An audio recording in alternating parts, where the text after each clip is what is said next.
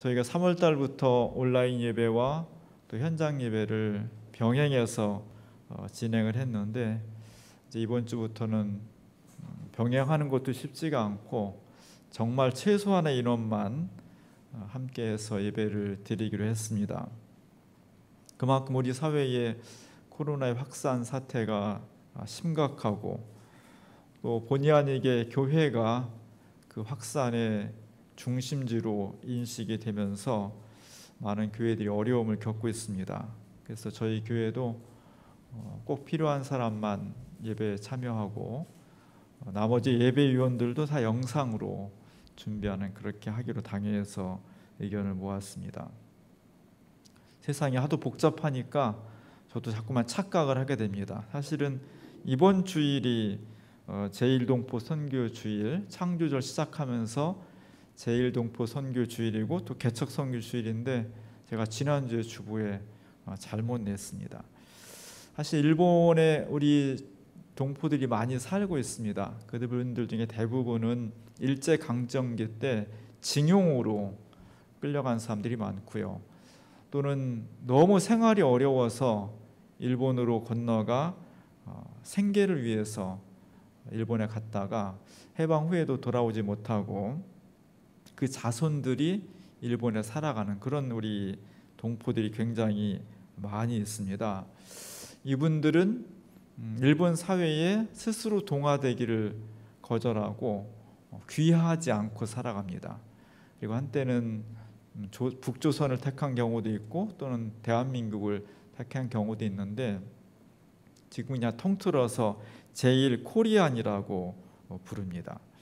우리로 따지면 국적을 획득하지 못했으니까, 안 왔으니까 주민등록증이 없는 거죠. 주민등록증이 없으면 생활하는데 엄청나게 불편하고 또 공직에 진출을 하지 못하기 때문에 생활 자체가 굉장히 어렵습니다.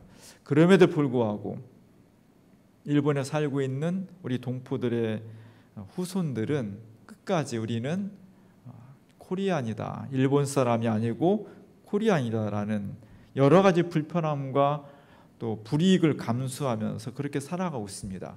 이들을 위해서 제1기독교회라는, 제1대한기독교회라는 KCCJ라는 한국인들로, 코리안들로 이루어진 교회가 일본 전역에 한 100개 정도 교회가 있습니다.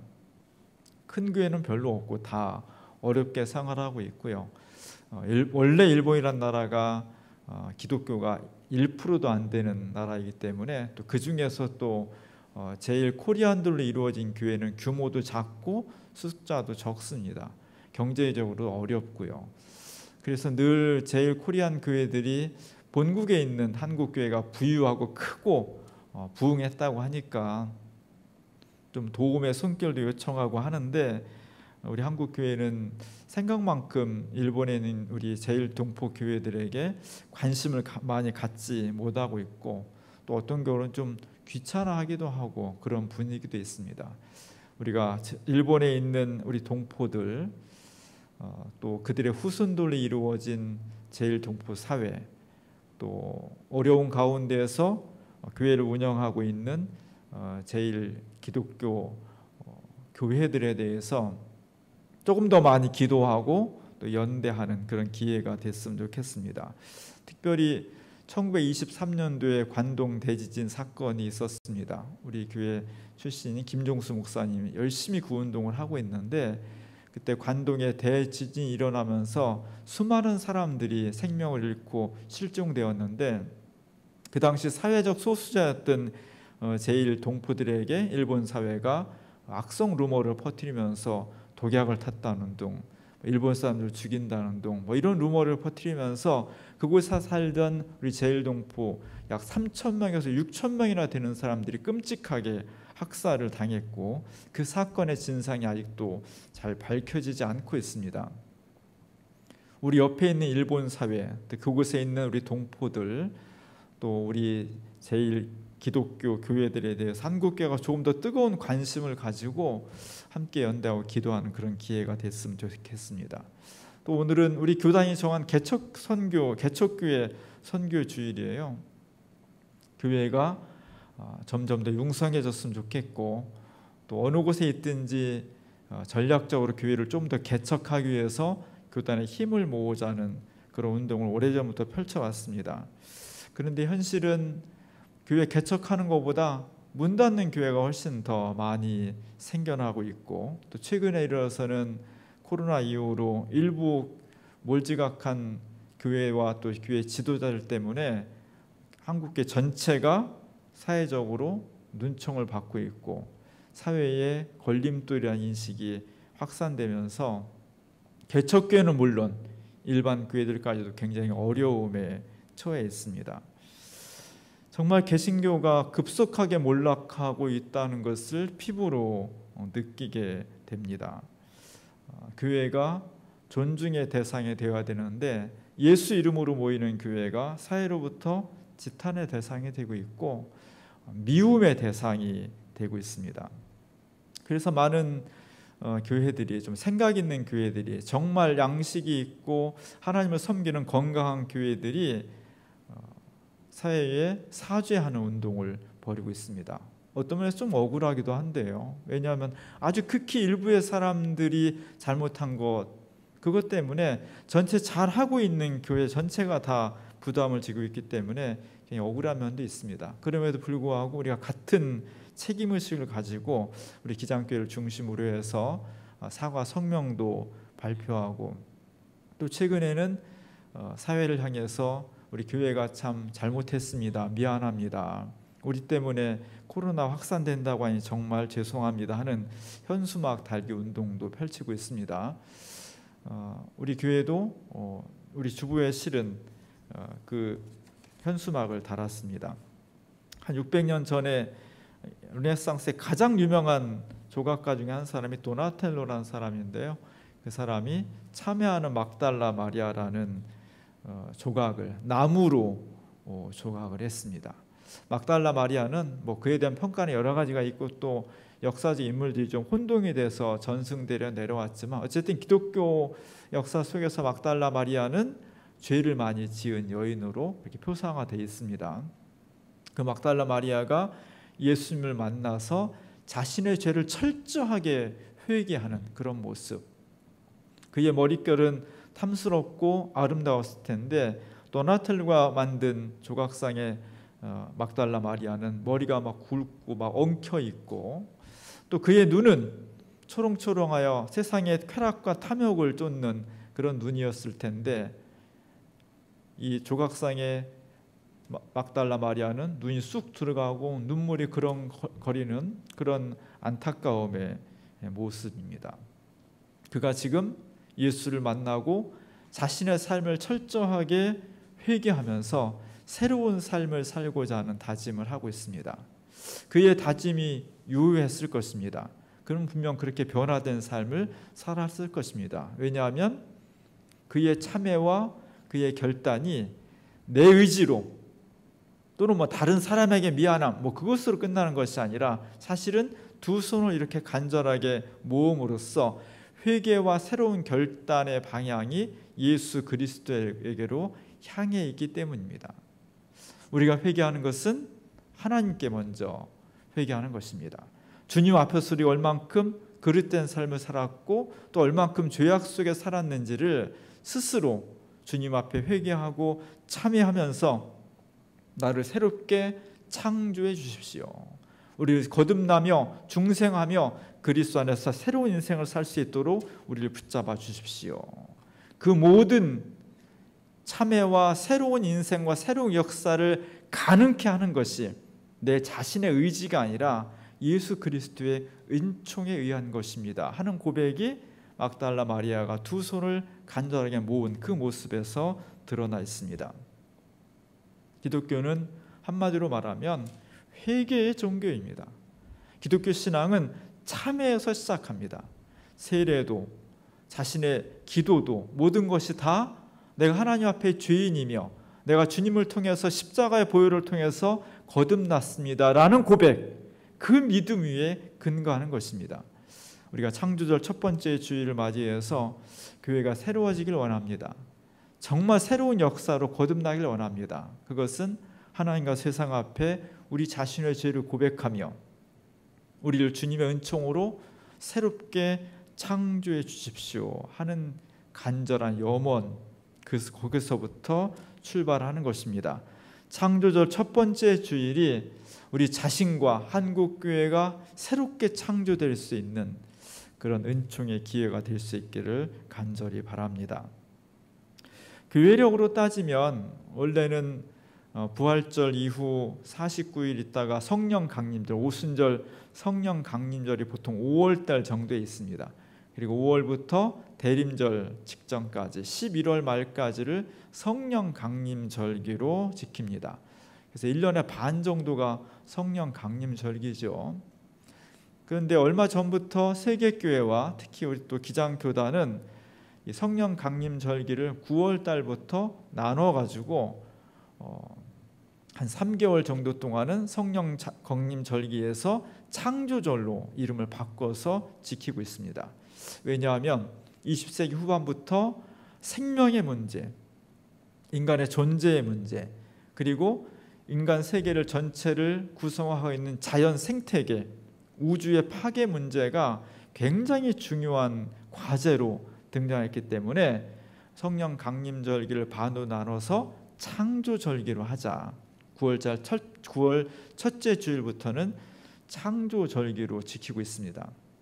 그러면서 기독교 신앙의 핵심 고백이 하나님은 창조주이십니다. 모든 생명의 근원이 하나님이십니다.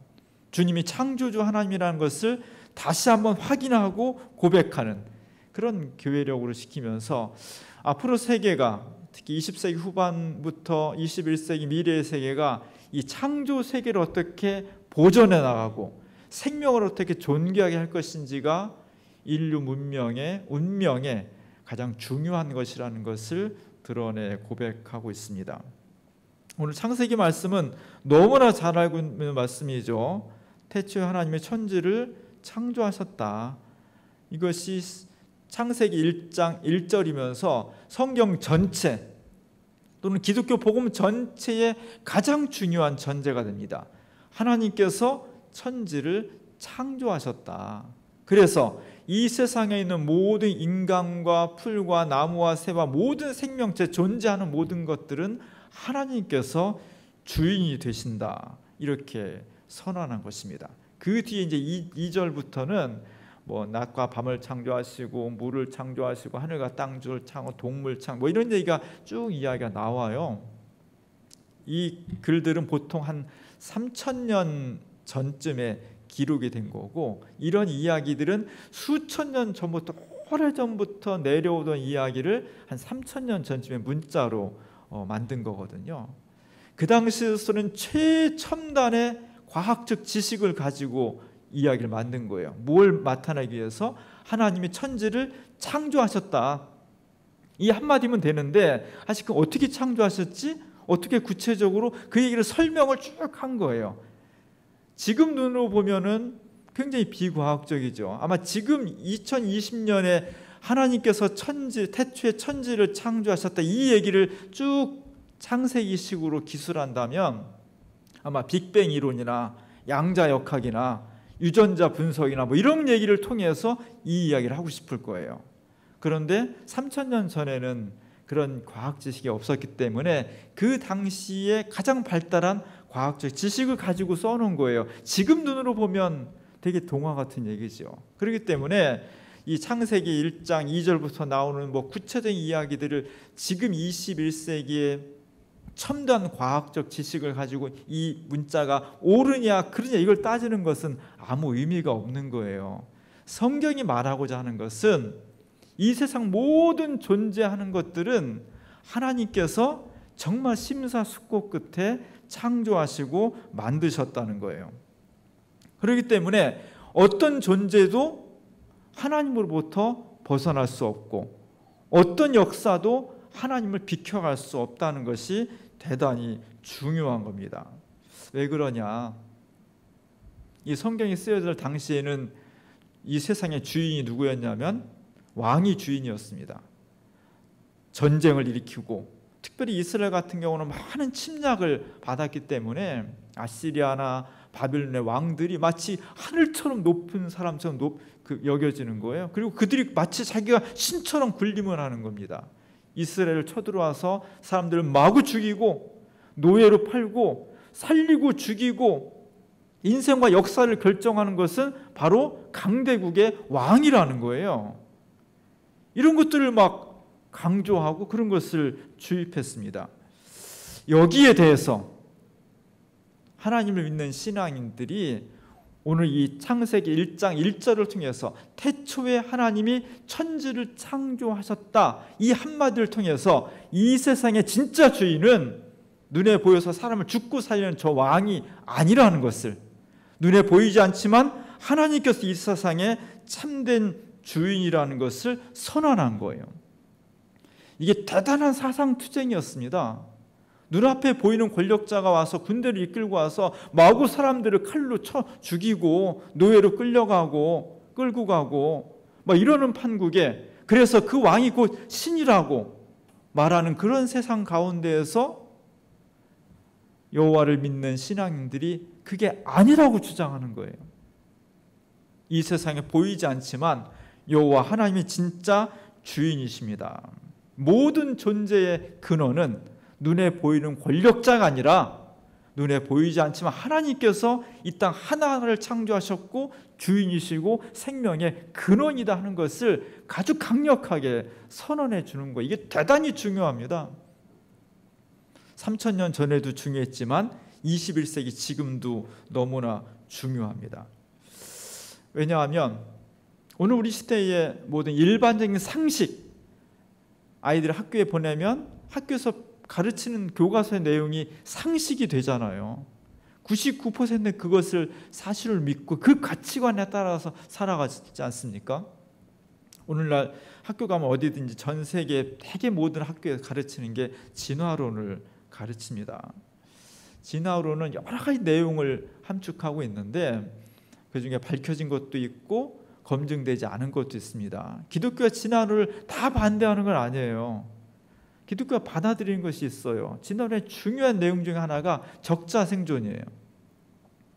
적는 사람이 생존한다는 게 아니라 그 환경에 적응하는 자가, 물이 없으면 물을 최소한 수분을 적게 흡수하며 살아갈 수 있도록 몸이 어떤 생명이 그렇게 발전한다는 거죠.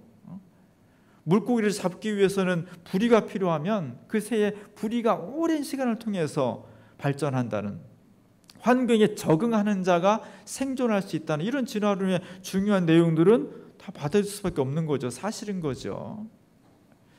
기독교가 진화론에 대해서 받아들일 수 없는 부분은 생명의 기원에 대한 부분이에요. 많은 학자들이 수억 년 전에 생명이 발생했을 때 어떻게 발생했을까? 아무도 본 사람이 없죠. 그래서 다 추론을 하는 겁니다. 이제까지 상식으로 주장하는 진화론의 생명의 기원은 어떤 물에서 유기물이 있었는데 그 물이 다 빠져나가고 마르고 하면서 유기물이 막 좀 진하게 되어 농축되었을 때 우연하게 거기서 한 세포가 발생이 되고 그 세포가 계속 수억 년 동안 발전하면서 식물로, 동물로, 새로, 사자로 이렇게 발전해서 인간까지 왔다는 거예요. 기독교는 이걸 받아들일 수가 없는 거예요. 그렇게 되면 인간과 역사는 어떤 섭리나 뜻에 의해서 움직여지는 것이 아니라 우연에 의해서 움직여지는 거예요. 우연하게. 생명의 주인도 없고요. 이게 대단히 큰 사상의 싸움입니다. 엄청난 싸움이에요. 이 싸움에 비추면 무슨 민주화 투쟁, 통일운동 이런 건 사실 아주 지엽적인 문제고요. 정말 거대한 사상 투쟁은 이거예요. 생명의 기원이 어디에 있느냐.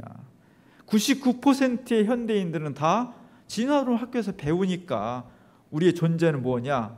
어느 날 물속에 있던 유기물이 세포로 발전해서 그 세포가 쭉 발전해가지고 오랜 기간 동안에 걸쳐서 사람이 되었다. 이런 생각이에요. 여기에 대해서 기독교는 단호하게 반대하는 겁니다. 왜?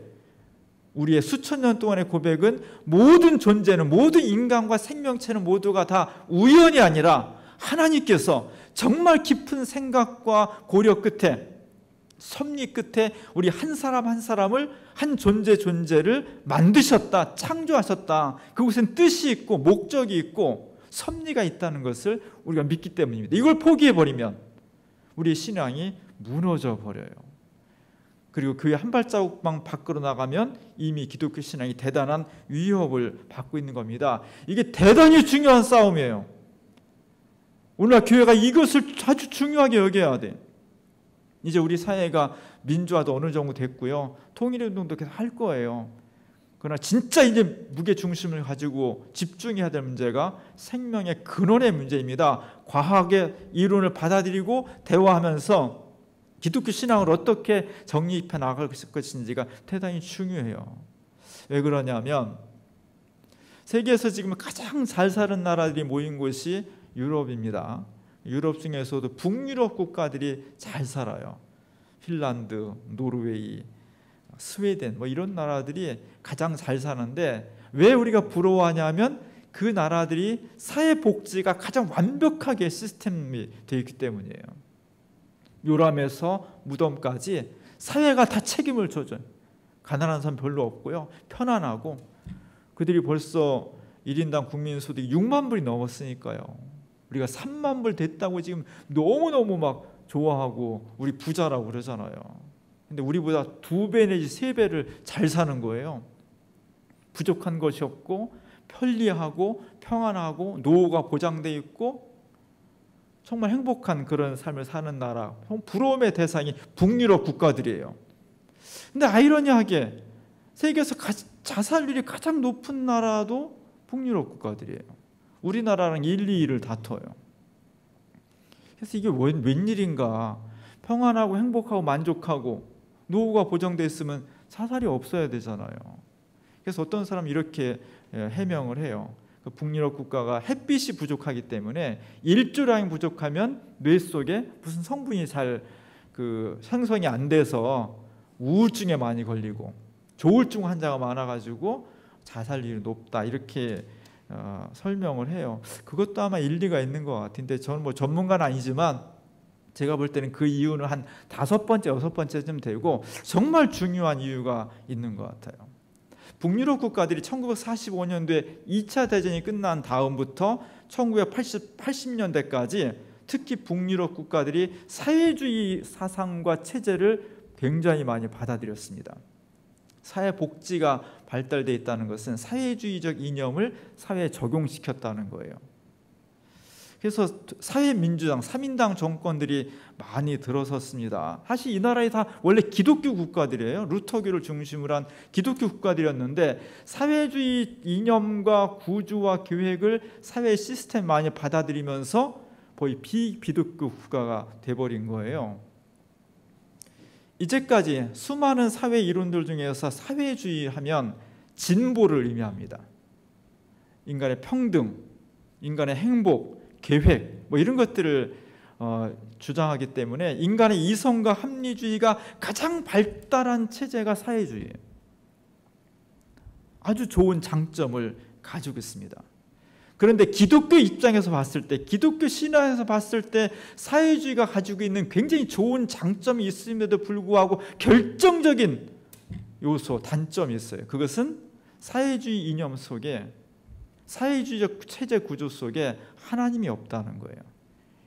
휴머니즘에 기본한 모든 것이 다 인간 중심이고 인간이 목적이고 인간이 원인이 되는 그런 시스템이 사회주의거든요. 그러다 보니까 이제 오랫동안 기독교 신앙을 가지고 있던 서유럽, 북유럽의 국가들이 2차 세계대전 이후에 사회주의 요소들이 사회에 많이 들어오면서 기독교 신앙이 무너져 버린 거예요. 그랬을 때 나오는 사회는 부유해졌고 철저히 이성적이고 합리적이고 평안해졌고 노후가 보장되는 사회복지가 완벽한 그런 시스템으로 되었지만 그 사회가 가지고 있는 그 구조 속에 하나님이 없어져 버린, 신앙이 악화돼 버리니까 자기 존재에 대한 의미가 없어져 버리는 거예요. 그럼 나는 왜 태어났지? 내 인생의 목적은 뭐지? 우리가 단순히 짐승이라면 편안한 집에서 먹을 거 풍요롭게 살면 그런 고민 안 합니다. 그냥 살다가 죽는 거예요. 그러나 인간은 그럴 수가 없는 거예요. 내가 편안하고 행복하고 수명이 길어지고, 그럼에도 불구하고 그럼 나는 왜 태어난 거지? 내 인생의 의미는 뭐지? 목적은 뭐지? 이런 것들이 약화돼 버리는 거예요. 그래서 사람들이 부유해지고 평안해졌지만 자살률이 높아지는 것 같아요. 우리나라도 마찬가지고 1960년대 이후에 서구 유럽을 중심으로 해서 실존주의 철학이 굉장히 많이 확산됐어요. 실존주의는 어떤 인간의 본질보다는 그냥 우리가 살아가는 현상의 모습이 더 중요하다, 그런 설명인데, 거기서 인간의 탄생, 인간의 생명을 어떻게 보냐면 인간은 그냥 우연히 던져진 존재라는 거예요. 어떤 섭리가 있고 뜻이 있어서 기독교 신앙처럼 하나님이 나를 이 땅에 보내시기 위해서 막 뜻을 만들고 계획을 세워서 나를 이 땅에 보내신 것이 아니라 우린 그냥 우연히 엄마 아빠의 사랑에 의해서 그냥 세상에 던져진 거야. 인생의 목적이나 의미는 없어. 이런 생각들이 유럽을 중심으로 전 세계에 펼쳐졌습니다. 지금 뭐 실존주의 신앙은 지나갔지만 철학은 그런 사고의 바탕은 널리 펼쳐져 있는 겁니다. 그랬을 때 어떤 현상이 일어나냐? 인생의 의미가 없어지는 거예요. 무의미한 거예요. 과학기술은 발전하고 세상은 편리해졌고 먹을 것은 풍요로워졌지만 우리가 인간인 이상 내 인생의 의미가 무엇인지, 내 생명의 근원은 무엇인지, 나는 무엇을 살아야 되는지, 나는 어떻게 정말 구원받을 수 있는지, 이런 생각을 안 하고 사는 사람도 있겠죠. 그러나 많은 사람들은 본질적으로 내가 왜 태어났는지, 내 삶의 의미가 무엇인지를 추구하게 돼 있어요. 그런데 사회주의 사상과 실존 철학에 의하면 그냥 인생의 의미는 없는 거예요. 그냥 던져진 거고요. 우연히 단백질 합성에 의해서 내 생명체가 만들어진 거고요.